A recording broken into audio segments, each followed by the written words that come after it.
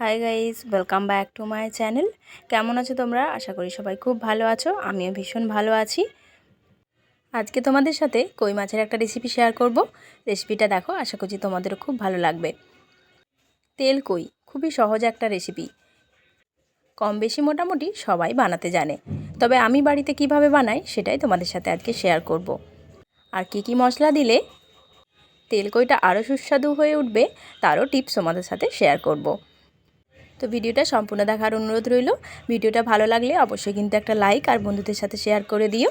চ্যানেলে নতুন বন্ধু যদি কেউ এসে থাকো, চ্যানেলটিকে সাবস্ক্রাইব করে পাশে থাকা বেল আইকনটি অবশ্যই প্রেস করে দিও, যাতে আমি কোনো নতুন ভিডিও আপলোড করলে তার আপডেট তোমাদের কাছে সবার প্রথম পৌঁছে যায়।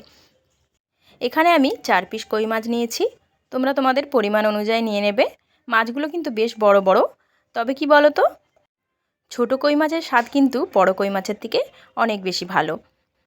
তবে কই মাছগুলো জ্যান্ত ছিল দেখে আমার লোভ সামলাতে পারলাম না, আর বড় বড় দেখে 4 পিস আমি কিনে নিয়ে এলাম। মাছগুলোকে ছুরি দিয়ে একটু কেটে নিয়েছি।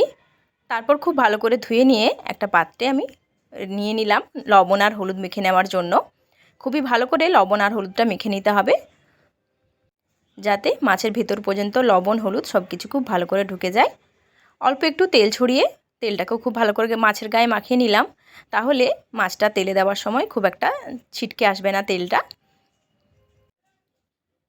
মাছগুলোকে সরিয়ে রেখে এখন একটা মশলা রেডি করে নেব। এই মাছের রান্নাটাতে কিন্তু খুব একটা বেশি ঝামেলার নয়, খুবই চটজলদি হয়ে যাবে। তো এখানে বড় সাইজের একটা পেঁয়াজ আমি ছোট ছোট করে কেটে মিক্সার বাটিতে দিয়ে দিলাম। 2 টুকরো আদা এখানে কেটে দিয়ে দিলাম। তবে মাছের পরিমাণ অনুযায়ী তোমরা মশলাটা কম ও বেশি করে নিতে পারো। আর এই রান্নাটাতে কিন্তু রসুন লাগে না, তবে তোমরা চাইলে অল্প করে রসুনও দিতে পারো। 2টো কাঁচা লঙ্কা দিয়ে দিলাম, আর দেব একটা মাঝারি সাইজের টমেটো। সমস্ত কিছু মিক্সিতে খুব ভালো করে পেস্ট করে নিলাম জল ছাড়াই। পেঁয়াজের যে জলটা বেরোবে সেটা দিয়েই কিন্তু খুব ভালো করে পেস্ট হয়ে যাবে, এক্সট্রা জল দেওয়ার কোনো দরকার নেই। এবার আরও একটা মশলা রেডি করে নেব। গ্যাসের চুলা অন করে কড়াইয়ের মধ্যে আমি দিয়ে দিলাম 1 চামচের মতো গোটা জিরে। জিরেটা একটু ড্রাই রোস্ট করে নিচ্ছি। খুবই হালকা আঁচে একটু নাড়াচাড়া করে ড্রাই রোস্ট করে নিয়ে গুঁড়ো করে নিলাম। এরপর হাই ফ্লেমে কড়াইটাকে খুব ভালো করে গরম করে এখানে আমি সর্ষের তেল দিয়ে দিলাম বেশ খানিকটা। পরে আর তেল দেবো না, একবারে আমি তেলটা দিয়ে দিলাম, কারণ মাছটা না হলে ভালো করে ভাজা হবে না। মাছগুলো যেহেতু একটু বড় সাইজের, তাই 2টো করে আমি ভেজে নিচ্ছি। তবে কই মাছ বেশি কড়া করে কখনোই ভাজা যাবে না, তাহলে ভেতরটা একদম ছিমড়ে মতো হয়ে যাবে, তখন ভালো করে মশলাও ঢুকবে না আর ভেতরটা খেতে ভালোও লাগবে না। তাই খুবই হালকা আঁচে ভেজে নেব, হালকা করে, একদম হালকা লাল লাল হয়ে গেলেই তুলে রেখে দেব। মাছগুলো যেহেতু একদমই টাটকা ছিল, তাই তেলে দেওয়ার সাথে সাথে কিন্তু একটু কুঁচকে যাচ্ছে, দেখেই তোমরা বুঝতে পারছো। তো দেখো, একদম হালকা করে ভেজে নিয়ে তুলে রাখলাম। বাকি মাছগুলো একইভাবে আমি ভেজে নিচ্ছি।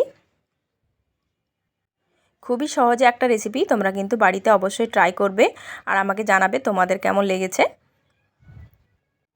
তো মাছগুলো সব ভাজা হয়ে গেছে। এখন কড়াইতে কিন্তু বেশ খানিকটা তেল আছে, আর বেশি তেল দেবো না। তেল কই মানেই যে একদম বেশি করে তেল দিয়ে রান্না করতে হবে তার কিন্তু কোনো মানে নেই। তেলটা তোমরা দেখে বুঝে নিয়ে নেবে।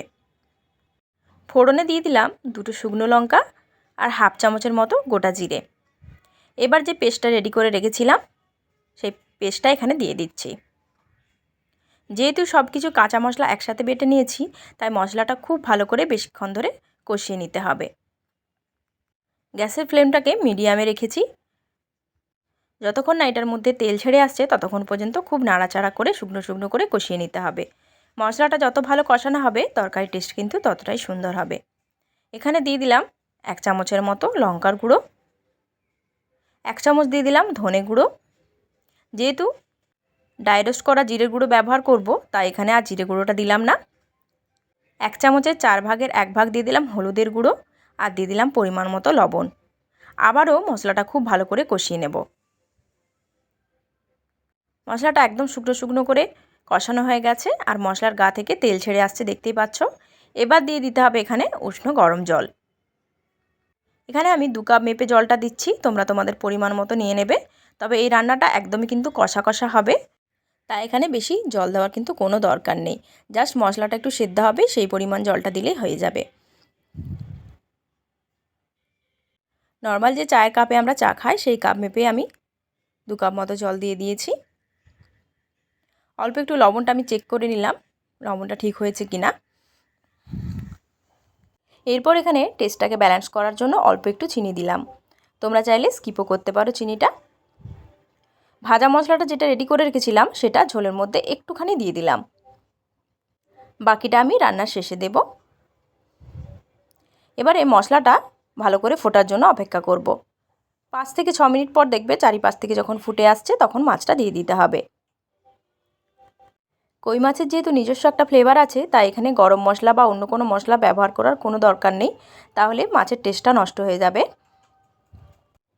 মাছের যে একটা নিজস্ব গন্ধ আছে সেই গন্ধটা আর থাকবে না, তো বেশি কিছু মশলা ব্যবহার করার কিন্তু কোনো দরকার নেই।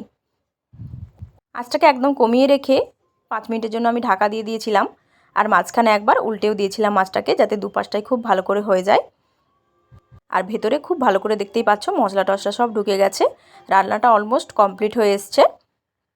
একটু রসা রসা রেখেছি, কারণ এটা ঠান্ডা হয়ে যাওয়ার পর আরও কিন্তু জলটা টেনে নেবে। ওপর থেকে কয়েকটা চেরা কাঁচা লঙ্কা আমি দিয়ে দিলাম। তবে এই রান্নাটা কিন্তু একটু ঝাল ঝাল বেশি ভালো লাগে, তবে ঝালটা তোমরা কম বেশি করে নিতে পারো। এবার যে গুঁড়ো মশলাটা ছিল সেটা উপর থেকে আমি একটু ছড়িয়ে দিলাম। এভাবে একবার তোমরা বাড়িতে বানিয়ে দেখবে, আশা করছি তোমাদেরও ভীষণ ভালো লাগবে। তো গ্যাসটাকে অফ করে আরও কিছুক্ষণ ঢাকা দিয়ে আমি রেখে দিয়েছিলাম। দেখতে পাচ্ছ ফাইনাল লুক তোমাদেরকে দেখাচ্ছি কতটা সুন্দর হয়েছে। তো একটা সার্ভিং বলে আমি তুলে নিয়েছি, আর ভেতরটাও তোমাদেরকে ভেঙে দেখাবো যে এটা কতটা সুন্দর হয়েছে।